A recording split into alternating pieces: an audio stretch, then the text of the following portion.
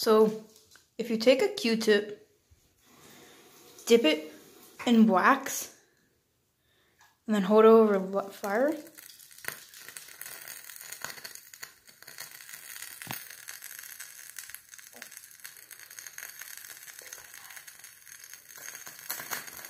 Turn off the light. Go to mine. Turn off the light. No.